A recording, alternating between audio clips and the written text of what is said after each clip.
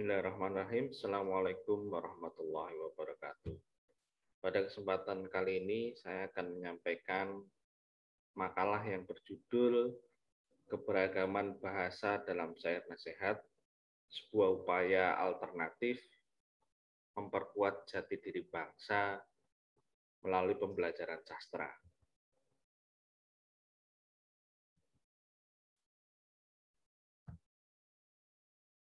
Pada makalah ini akan kami sampaikan pertama pendahuluan, kedua kajian pustaka, 3 metode, 4 pembahasan, dan 5 simpulan.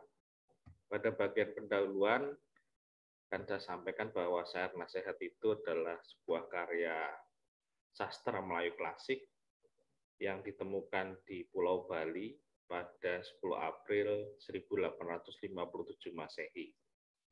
Karakteristik naskah ini ditulis dengan huruf Arab, berbahasa Melayu, dan menggunakan media kertas deluang. Keragaman bahasa yang ada di dalam naskah Syair Nasihat ini selain menggunakan bahasa daerah Melayu dan Jawa, juga ditemukan menggunakan bahasa asing ya, seperti bahasa Arab dan bahasa Belanda. Yang berikutnya bahwa Syair Nasihat ini berisi berbagai macam nasihat untuk meraih kebahagiaan berdasarkan perspektif agama Islam.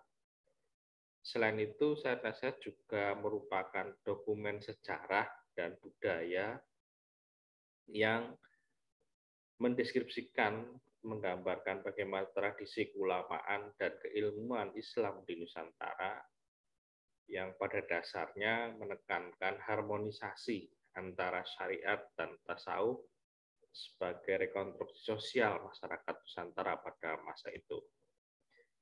Adapun kajian pustaka yang terkait dengan manuskrip Bali bisa disampaikan.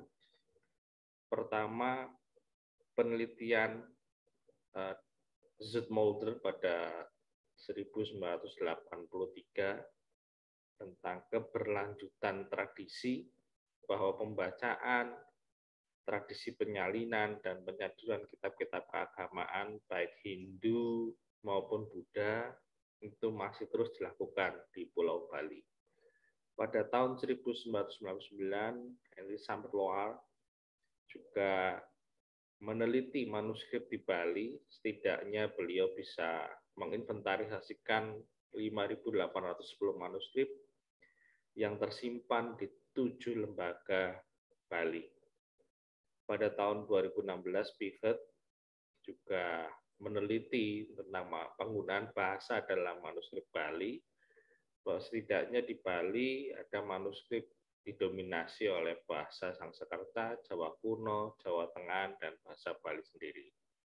Kemudian Mashat pada tahun 2014 juga mendeskripsikan awal mula Islam datang ke Bali pada masa Majapahit, manakala dipimpin oleh Raja Hayam Wuruk.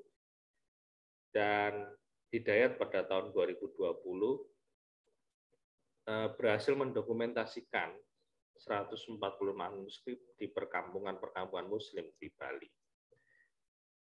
Metode penelitian di makalah ini menggunakan metode kualitatif, dan terkait dengan teks Syair Nasihat digunakan metode penyuntingan edisi kritis.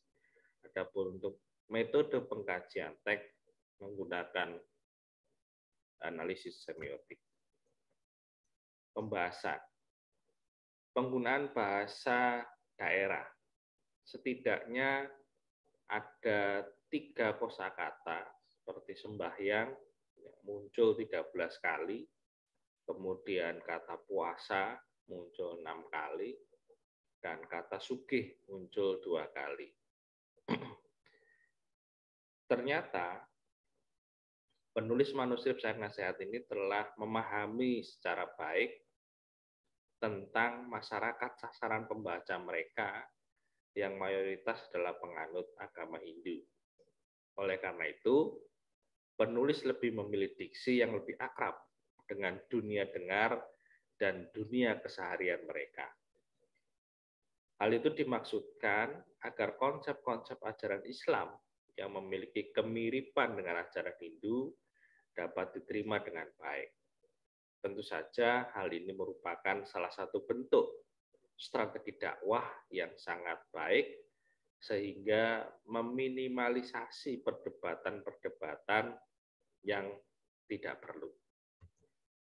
Terkait dengan penggunaan bahasa asing, ada kata opsir yang berarti perwira atau pangkat dalam kemiliteran, dan kosakata kapiten ini juga sebutan atau gelar kepala daerah pada zaman pemerintahan raja setingkat dengan camat di daerah Nusa Tenggara Timur dan Maluku.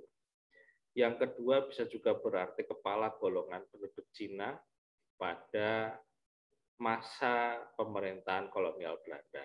Kedua kata ini muncul dengan satu kali ya, kemunculan frekuensinya di dalam naskah syair nasihat. Berdasarkan kutipan tersebut, sebenarnya manuskrip syair nasihat ini ingin memberikan gambaran bahwa pada abad ke-18 sampai awal abad 19 di Bali telah terjadi kontak dengan luar ya, baik itu dalam bentuk perdagangan maupun politik yang melibatkan pihak-pihak luar seperti Cina, Inggris, Arab, dan Belanda. Hal ini diperkuat dengan penelitian Reclef, kemudian Agung dan Ardika, Iwayan Ardika dan Igede Parimata. Nah, simpulannya adalah pertama, keberadaan manuskrip syair nasihat merupakan dokumen budaya dan sejarah yang sangat penting.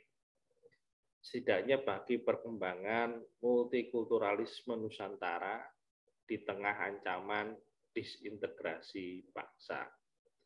Kedua, penggunaan bahasa daerah dalam teks syair nasihat khususnya bahasa Jawa dengan alasan pertama kemudahan dan kepraktisan bagi para ulama dalam menyebarkan atau mengajarkan nilai-nilai Islam kepada masyarakat Bali.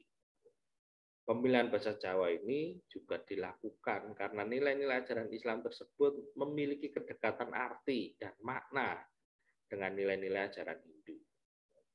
Selain itu, pemilihan diksi tersebut dilakukan untuk menghindari perdebatan-perdebatan yang tidak perlu.